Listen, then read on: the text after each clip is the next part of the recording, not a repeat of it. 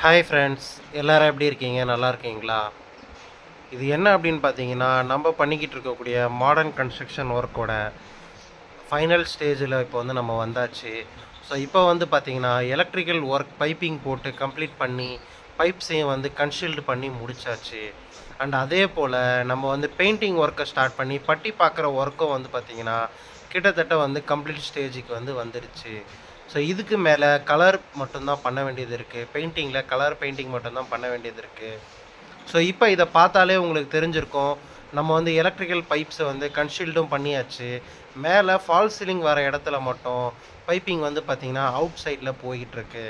So கீழே வால்ஸ்லலாம் வந்து பார்த்திங்கன்னா பைப்ஸ் வந்து கன்ஷீல்டு பண்ணி டோட்டலாக வந்து எதுவுமே வெளியே தெரியாத அளவுக்கு வந்து இருக்குது. ஸோ அதே போல் நம்ம வந்து இந்த வால்ஸ் எல்லாத்துலேயும் வந்து பட்டியும் பார்த்து எல்லா ஒர்க்கையும் வந்து கம்ப்ளீட் பண்ணி கிட்டத்தட்ட முடிச்சாச்சு. ஸோ ஆல்ரெடி டவுட்ஸ் கேட்டிருந்தீங்க, நீங்கள் வந்து என்ன பூச்சி வேலை பண்ண அப்புறம் வந்து பார்த்தீங்கன்னா பைப்ஸ்க்கு கட் பண்ணிக்கிட்டு இருக்கீங்க அப்படின்னு சொல்லி கேட்டிருந்தீங்க. ஸோ அதுக்கப்புறம் வந்து பார்த்தீங்கன்னா நம்ம அந்த பூச்சி வேலை பண்ணதுக்கப்புறம் தான் கட் பண்ணி பைப் போட்டுட்ருந்தோம். ஸோ அதுக்கப்புறம் அந்த வால்ஸையும் வந்து கவர் பண்ணி அதுக்கு மேலே பட்டி பார்த்து ஸோ எல்லா கிராக்ஸையும் வந்து கவர் பண்ணியாச்சு. இப்போ இதை பார்த்தாலே தெரியும் உங்களுக்கு எந்த அளவுக்கு வால்லாம் வந்து நீட்டாக இருக்குது, எந்த ஒரு மார்க்குமே தெரியல அப்படின்றது உங்களுக்கு இதை பார்த்தாலே தெரியும். ஸோ வந்து பார்த்திங்கன்னா நம்ம ரூஃப்லேயும் வந்து ஃபால் சீலிங் வர்றதுனால ரூஃபில் நம்ம பைப்ஸ்லேயே வந்து எலக்ட்ரிக்கல் பைப்பையும் போட்டு முடிச்சாச்சு.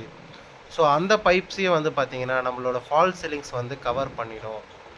ஸோ இந்த ஒர்க்கை பற்றி உங்களோட ஐடியா என்னன்றதை கமெண்ட் செக்ஷனில் சொல்லுங்கள்.